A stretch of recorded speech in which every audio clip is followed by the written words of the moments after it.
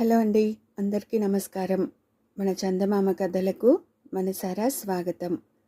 మనం బొమ్మరిల్లులోని వసుంధర గారి రచన 100 కట్ల పిశాచం కథలు చెప్పుకుంటున్నాం కదండి.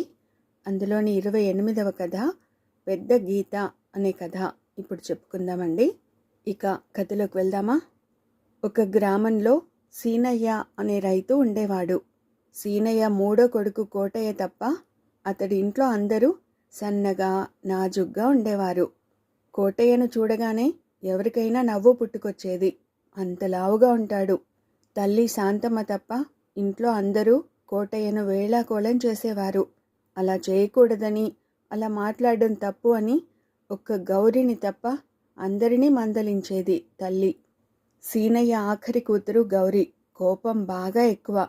చిన్న మాట అంటే చాలు అంతెత్తున లేస్తుంది. గౌరీ చేత ఏ పని చేయించాలన్నా అదే పనిగా పొగడాలి. గౌరీ తప్పు చేసినా మంచి మాటలతో నచ్చ చెప్పాలి తప్ప మందలించడానికి లేదు. ఇంట్లో అందరికంటే చిన్నదని ఇంట్లో అందరూ గౌరీని గారాబం చేసేవారు. అది కూడా ఆమె పెంకితనానికి ఓ కారణం. పెద్దదైతే తనే మారుతుందని తల్లిదండ్రులు అనుకున్నారు. కానీ పెళ్ళిడొచ్చినా గౌరీ బుద్ధుల్లో ఏ మార్పు రాలేదు. కూతురు ఇలాగే ఉంటే అత్తవారింట్లో కష్టపడుతుందని కోటయ్యకి శాంతమ్మకి తెలుసు. అందుకని గౌరీ పెళ్లి గురించి వాళ్ళు బెంగ పెట్టుకున్నారు. గౌరీ ప్రవర్తన వల్ల ఆ ఇంట్లో అందరికంటే ఎక్కువ ఇబ్బంది పడుతున్నది కోటయ్యే. లావుగా ఉంటాడని అన్నయ్యను నిత్యం వేళాకోళం చేసేది గౌరీ. నీ కళ్ళెప్పుడు నా ఒంటి మీదే అనేవాడతను. నా అసలు ఉద్దేశం నీకు అర్థం కావడం లేదు. పోనీ నా దిష్టి తగిలైనా కాస్త చిక్కి నాజూకుగా మారుతావని నా ఆశ. కానీ అది జరగడం లేదు. అయినా నా పిచ్చి కానీ దిష్టి తగిలేది మనిషి శరీరానికే కానీ జంతువు శరీరానికి కాదు కదా అని నవ్వేది గౌరీ. కోటయ్యకు కోపం వచ్చి కొట్టడానికి గౌరీ మీద కొడితే, ఏయ్ నన్నెందుకు కొడతావు అనేది గౌరీ. నీకంటే పెద్దవాణ్ణి, స్వయాన అన్నని, నా మనసు బాధ పెట్టావు, కొట్టనా మరి అనేవాడు కోటయ్య. అలాగైతే మరి ఊళ్ళో వాళ్ళు కూడా నిన్ను వేళాకోళం చేస్తున్నారు కదా, కిమ్మనకుండా భరిస్తున్నావు. నేనేమో నీకంటే చిన్నదాన్ని, స్వయాన చెల్లెల్ని, నన్నెందుకు భరించవు అనేది గౌరీ. ఊళ్ళో బాగా తెలిసిన వాళ్ళు కోటయ్య ముఖం మీదనే వేళాకోళం చేస్తారు. అంత బాగా తెలియని వాళ్ళు అతన్ని చూసి ముఖం పక్కకు తిప్పుకుని ఎగతాళిగా నవ్వుకుంటారు. వారి ప్రవర్తన కోటయ్యకు బాధ కలిగించినా ఏమీ అనలేక ఊరుకునేవాడు. నువ్వన్నది నిజమే మరి, నేను నిన్ను కొట్టకూడదు, కానీ నువ్వు కూడా నన్నిక మీదట నా లావు గురించి వేళాకోళం చేయకూడదు అనేవాడు కోటయ్య. నువ్వు అదుపు చేయాల్సింది నన్ను కాదు, నీ లావుని అని ఈసడించేది గౌరీ. ఆ విషయం కోటయ్యకు తెలుసు. పాపం లావు తగ్గాలని తన ప్రయత్నంగా అప్పటికే ఓ వైద్యుణ్ణి సంప్రదించాడు. ఆయన చెప్పిన చేదు మందల్లా మింగాడు. ఫలితం కనపడలేదు. ఇలా ఉండగా ఒకరోజు పొరుగుళ్ళో పొలం అమ్మకానికి వచ్చినట్లు సీనయ్యకు తెలిసింది. ఈ బేరాల్లో కోటయ్య ఘటికుడు. వెళ్ళి పొలం చూసి వ్యవహారం తేల్చుకురమ్మని కోటయ్యను పంపాడు తండ్రి సీనయ్య. అక్కడ కనుక కొంత పొలం కొంటే పెద్ద కొడుకును అక్కడకు పంపేద్దామని సీనయ్య ఆలోచన. ఎందుకంటే పెద్ద కోడలికి అత్తగారికి అంతగా సరిపడ్డం లేదు. కోటయ్య పొరుగురు చేరుకుని ఓ పూట కూలింటికి వెళ్ళాడు. ఆ పూరి గుడిసె ముఖద్వారం బాగా చిన్నదిగా ఉంది. కోటయ్య భారీ శరీరం ఆ గుమ్మానికి పట్టదు. భోంచేయాలంటే అతడు గుడిసె బయటే కూర్చుని తినాలి. అందుకని అతడు గుమ్మం కాస్త పెద్దదిగా ఉన్న మరో పూటకూలింటికి వెళ్ళాడు. ఆ పూటకూళ్ళ ముసలిది కోటయ్య భారీ ఆకారం చూసి, ఇతగాడొక్కడే 10 మంది తిండి తినేలా ఉన్నాడు, కానీ ఒక్కడికి 10 భోజనాల ధర అడగలేను కదా, తెలివిగా ఇతన్ని వదిలించుకోవాలి అనుకుంది. అతన్ని మాటల్లో పెట్టి వచ్చిన పని తెలుసుకుంది. తర్వాత అతడితో, బాబూ నువ్వు గొప్పవాడివి, ఇలాంటి చోట భోజనం చేయలేవు, గంగయ్య గారింటికి వెళ్ళు అని సలహా చెప్పింది. అంతవరకు గుడిసె గుమ్మం కాస్త పెద్దదిగానే ఉన్నదని సంబరపడుతున్న కోటయ్య, గంగయ్య ఎవరు అని అడిగాడు. ఆయన చాలా మర్యాదస్తుడు. ఈ ఊరికి నీబోటి పెద్దింటి వాళ్ళెవరు వచ్చినా వారింట్లోనే మకాం పెడతారు అంది పూటకూళ్ళ ముసలిది. కోటయ్య సరేనని అక్కడి నుంచి గంగయ్య ఇంటికి వెళ్ళాడు. ఆయన కోటయ్య వచ్చిన పని తెలుసుకుని, నాకు తెలిసి నువ్వు బేరం చేద్దామనుకుంటున్న ఆ పొలం మంచిది కాదు. నువ్వు ఈ ఊళ్ళో 4 రోజులు ఉండి నలుగురిని వాకబు చేసుకో. స్వయంగా వెళ్ళి పొలం చూసుకో. అందాక మా ఇంట్లోనే ఉండొచ్చు అన్నాడు.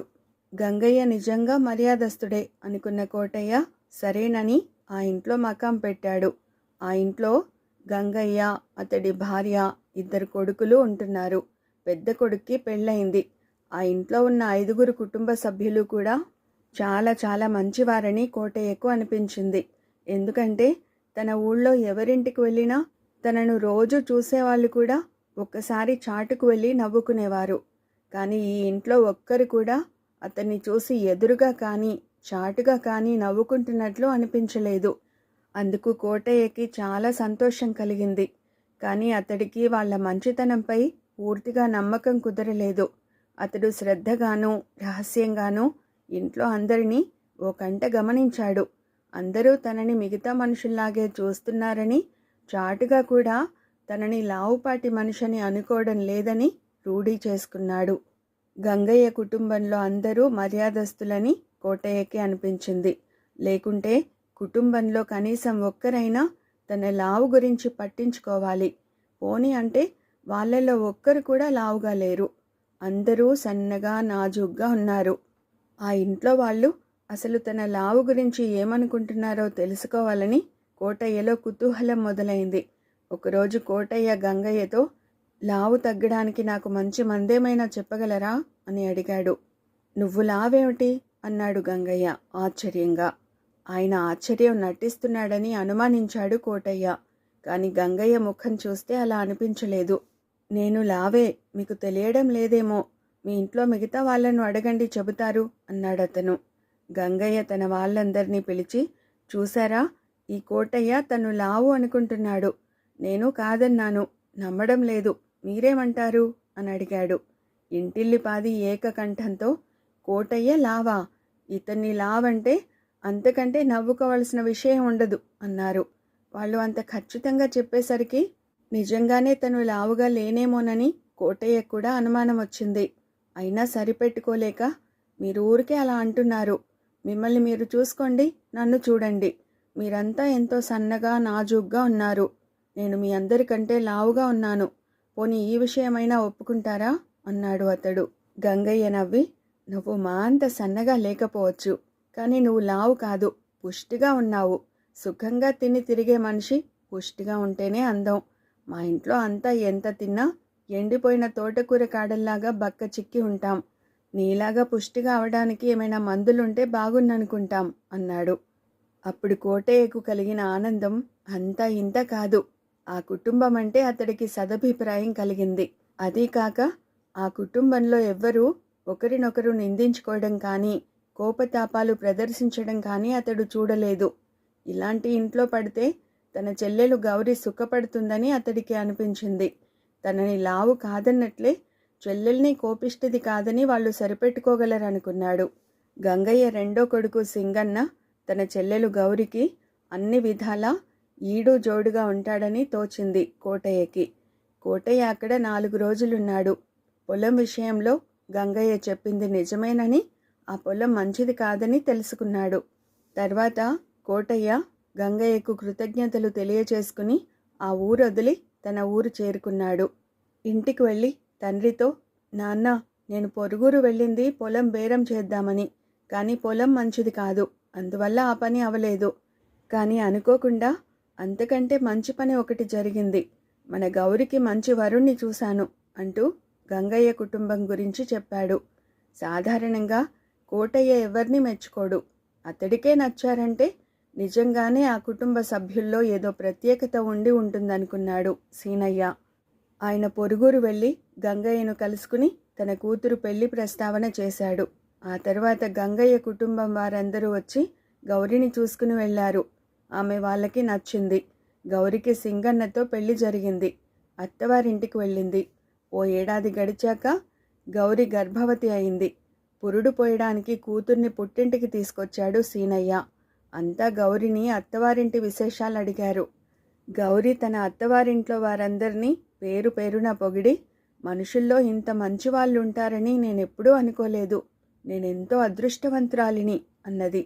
ఈ సంబంధం కుదరడానికి కారణం నీ అన్న కోటయ్య, నీ అదృష్టానికి వాడే కారణం అన్నాడు సీనయ్య. అవునరా అన్నయ్య, నన్నింత మంచి కుటుంబానికి కోడలుగా పంపినందుకు జీవితమంతా నీకు కృతజ్ఞురాలినై ఉంటాను అన్నది గౌరి. కోటయ్య నవ్వి, జీవితమంతా కృతజ్ఞత అక్కర్లేదు, కానీ నేను లావుగా ఉన్నానని అదే పనిగా వేళాకోళం చేయకుండా ఉంటే చాలు అన్నాడు కోటయ్య. గౌరి వెంటనే ఆశ్చర్యంగా, అలా వేళాకోళం చేయడానికి నువ్వేమైనా లావైతే కదా అన్నది. కోటయ్య తెల్లబోయాడు. ఇంట్లో మిగతా వాళ్ళు కూడా గౌరీ మాటలకు ఆశ్చర్యపోయారు. సీనయ్య మాత్రం అత్తవారింటికి వెళ్ళిన తర్వాత దీనికి మంచి మర్యాద బాగా తెలిసినట్లుంది, ఇది మంచి మార్పే అని మనసులో సంతోషించాడు. కోటయ్యకు మాత్రం ఇంకా నమ్మకం కుదరక, ఓసారి మన వాళ్ళందరినీ చూసి మళ్ళీ నన్ను చూడు, అప్పుడు చెప్పు నేను లావు కాదని అన్నాడు గౌరితో. అందరినీ చూసే చెబుతున్నాను, నువ్వేం లావు కాదు, కాస్త పుష్టిగా ఉన్నావంతే. మనిషి అన్నాక, అందులోనూ మగాళ్ళైతే కాస్త పుష్టిగా ఉంటేనే బాగుంటారు అన్నది గౌరి. చెల్లెల్లో ఇంత మంచి మార్పు తీసుకొచ్చిన గంగయ్య కుటుంబాన్ని మనసులోనే మెచ్చుకున్నాడు కోటయ్య. నెలలు నిండాక గౌరి పండంటి మగపిల్లాడిని కన్నది. కూతుర్ని అత్తగారింట్లో దిగబెట్టి రావడానికి తోడుగా కోటయ్యను పంపించాడు సీనయ్య. కోటయ్యకి కూడా గంగయ్య ఇంటికి వెళ్ళి కొన్నాళ్ళుండి రావాలని ఉన్నది. చెల్లెల్ని తీసుకుని వెళ్ళినప్పుడు ఈసారి గంగయ్య ఇంట్లో ఓ కొత్త మనిషి ఉన్నది. ఆమె గంగయ్య చెల్లెలు రంగమ్మ. చిన్నప్పుడే భర్త పోవడం వల్ల ఆమె అన్నగారి వద్దనే ఉంటున్నది. గౌరి పెళ్లికి ముందు ఆమె తీర్థయాత్రలకు వెళ్ళిందట. పెళ్ళైన కొన్నాళ్లకు తిరిగొచ్చిందిట. కోటయ్య ఆమెను చూస్తూనే మ్రాన్పడిపోయాడు. ఆమెది పర్వతాకారం. ఆ మనిషి కోటయ్యకు 3 రెట్లు తక్కువ ఉండదు. ఆమెను చూసి చూడగానే తను చాలా సన్నగా ఉన్నట్లు కోటయ్యకు వెంటనే అనిపించింది. గంగయ్య ఇంట్లో వాళ్ళెవరూ తనను లావు అనుకోకపోవడానికి అసలు కారణం అతడికి ఇప్పుడు తెలిసింది. గీత ఎంత పెద్దదైనా దాని పక్కనే ఇంకా పెద్ద గీత గీస్తే మొదటి గీత చిన్నదైపోతుంది కదా. రంగమ్మ పెద్ద గీత అయితే తాను చిన్న గీత. తనను లావు అనలేదు కదా, అందుకని గంగయ్య కుటుంబీకులు మంచి వాళ్ళని కోటయ్య అనుకున్నాడు. కానీ వాళ్ళు తనను లావు అనకపోవడానికి వేరే కారణం ఉంది. అయినా వాళ్ళు నిజంగా మంచి వాళ్లే కావడం తన చెల్లెలు గౌరీ అదృష్టం. ఆ తర్వాత నుంచి తనను ఎవరైనా లావుగా ఉన్నావని గేలి చేస్తే వాళ్ళని తన చెల్లెలింటికి పంపిస్తుండేవాడు కోటయ్య. ఏది ఏమైనా ఆ తర్వాత నుంచి తను లావుగా ఉన్నాననే బాధ కోటయ్యకి లేకుండా పోయింది. వినయశీలుడు ఈ కథ ముగించగానే, మహారాణి, లావులో కోటయ్యకు తనకంటే పెద్ద గీత దొరికి ఉండవచ్చు, కానీ దుర్మార్గంలో నేనే అందరికన్నా పెద్ద గీతను. కోటయ్య లావు తగ్గకపోవడానికి మందులు లేకపోవచ్చు, కానీ నేను దుర్మార్గాల్ని వదులుకోవడానికి సన్మార్గంలో ప్రవర్తించడమే గొప్ప మందు అనుకున్నది. మహారాణి ఆలోచనలు ఎలా ఉన్నప్పటికీ ఆమెకి కథ బాగా నచ్చింది. ఆమె కథని మెచ్చుకోగానే వినయశీలుణ్ణి ఆవహించిన 100 కట్ల పిశాచానికి మరో కట్టు విడిపోయింది. మర్నాడు వినోద ప్రదర్శనకు ముందు యథాప్రకారం కథ వినడానికి మళ్ళీ వచ్చింది మహారాణి. వినయశీలుణ్ణి ఆవహించి ఉన్న పిశాచం మరో కథ చెప్పడం ప్రారంభించింది.